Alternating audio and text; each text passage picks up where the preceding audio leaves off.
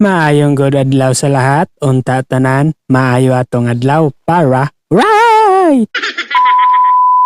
Sa video pala natin ngayon ay manghamulo na naman ako. Pero sa hindi pa ako nanghamulo ay nagprepare muna ako dito dahil magsisimba muna kami. Joint lunch na naman kasi ng aming simbahan ngayon. Kaya simba muna tayo bago manghamulo. Sa mga oras na ito ay nakabot na kami dito sa aming simbahan. Nalulay pala muna ang aking igsoonin dito. Dahil sa sobra na aking kusog magparagan, ang kanyang mga buhok ay nangagusang-gusang. Pagkawagi nadi.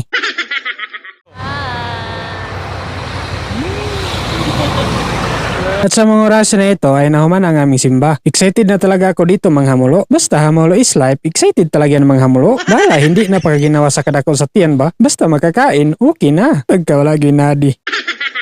Dito, nagprepare na pala kami karon sa aming ipanghamulo. Ginaplaster na pala ngayon sa lamisa ang mga sudin.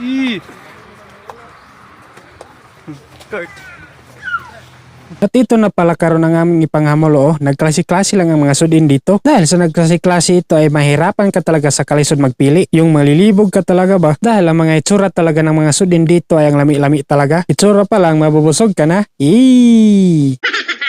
Nagampo na pala kami karon dito sa aming mga pagkaon. At nang mahuman na magampo, ito na. Hamulo na ito. Grabe talagang ising-isi ni Giselle dito dahil makahamulo na naman siya.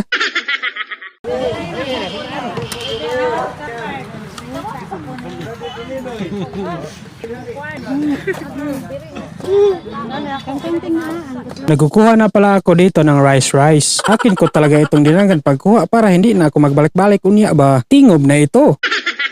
Sudin na naman dito ngayon ang aking kinuha. Grabe talagang mga sudin dito ay dalang humot-humot talaga. Makakasigi ka talaga dito magkuha-kuha kung ganito ka nga humot ang mga sudin ay mong kakasimutan. Dahil sa sige tayo pagkakuha ng mga sudin, busad-busad na naman ito mamaya. Nang matapos na ako magkuha ng mga ipanghamulo, namalaster na rin ako dito. Grabe na talaga ito ba? Nakikita na talaga ang ebidensya sa aking pagkahamulo ang dako-dako na ng aking bilbilin. Yung aking sinusuot dito ay mukhang gabuto na. Pagkawalagi nadi. Kahit gabuto na yung sinusuot pero ito pa rin ang kanyang kaon, no? Gabundok-bundok pa rin na panghamulo. Hindi tayo malulugda hanggat may grasya, hala, hamulo.